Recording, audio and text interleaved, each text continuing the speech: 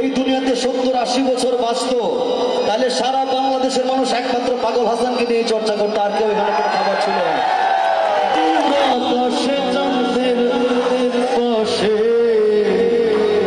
ঝলমল করে তারা,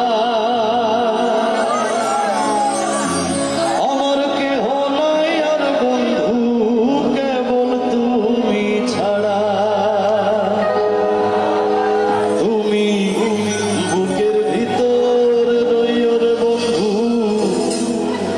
বুকের ভিতর রইও। আমরা তো একসাথে গাই সবাই। অন্তরে অন্তর মিশাইয়া পীড়িতের গান গাইও।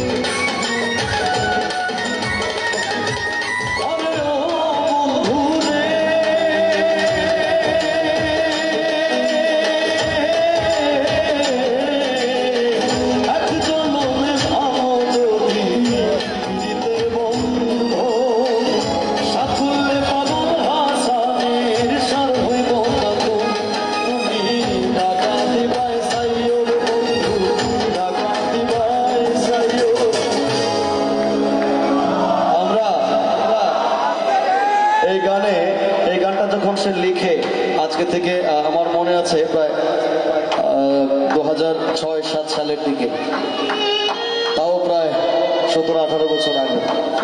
তো সে যাই লিখতো প্রথম আমাকে দেখাতো যে মামা এটা লিখছে, একটু দেখ কেমন হয়েছে। তো পাগল হাসানের যে ব্যক্তিগত যে ক্যারেক্টার, এই ক্যারেক্টারের সাথে তার লেখার কোনো মিল নাই। পাগল হাসান আমাদের মতো 8-10টা মানুষের মতো একটা ছেলে, কিন্তু তার লেখনীতে সে বাংলাদেশকে বুঝিয়ে দিয়েছে যে আমরা লোকগানে সিলেট বিভাগ কতটা উর্বর। যদি এই পাগল হাসান এই দুনিয়াতে 70-80 বছর বাঁচতো, তাহলে সারা বাংলাদেশের মানুষ একমাত্র পাগল হাসানকে নিয়ে চর্চা করতো, আর কেউ এখানে কোনো খাবার ছিল না। আমরা সবাই দোয়া করি। আমার সাথে বেশি ঝগড়া করতো, আবার আমার সাথে বেশি টান ছিল। আসমানে যাই ওনারে বন্ধু ধরতে পারবো না, পাতালে যাই ওনারে বন্ধু। সে আমাদেরকে বাধা দিয়েছে ঠিকই, কিন্তু আজকে আমরা গাইছি তার জন্য। একটু সবাই একটু সম্মান জানাই পাগল হাসানকে, একটু সবাই গাই একসাথে।